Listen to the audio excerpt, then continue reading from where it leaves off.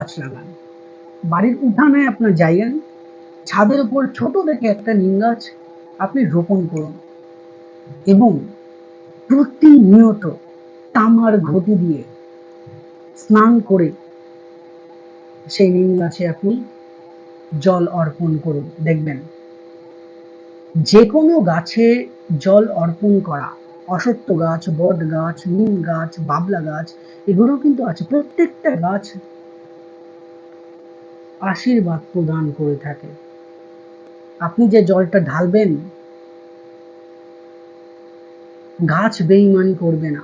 মানুষ করলেও, আমি করলেও, আরেকজন করলেও গাছ বেইমানি করবে না। এই কাজটি করুন, নিম গাছে প্রতিনিয়ত জল দিন, নিজের বাড়িতে রোপণ করে দেখবেন খুব শীঘ্রই বাড়িতে শান্তি বিরাজ করবে। কেন?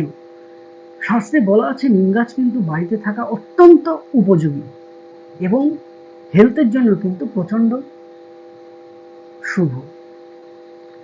এবং এই নিম গাছ যখন দেখবেন যে বাড়িতে অনেকের আছে না, বাড়িতে প্রবেশ করলে দম বন্ধ হয়ে যায়, আপনি রাস্তায় ভালো থাকেন, বাড়িতে ঢুকলেই আপনার মনটা যেন সম্পূর্ণরূপে নেগেটিভ। বাড়িতে ঢুকলে মনে হয় মারপিট, কারো নাক ফাটাই তো কারো কান ফাটাই, এরকম একটা জায়গা চলে আসে, কারো কথা সহ্য হয় না। এই জায়গা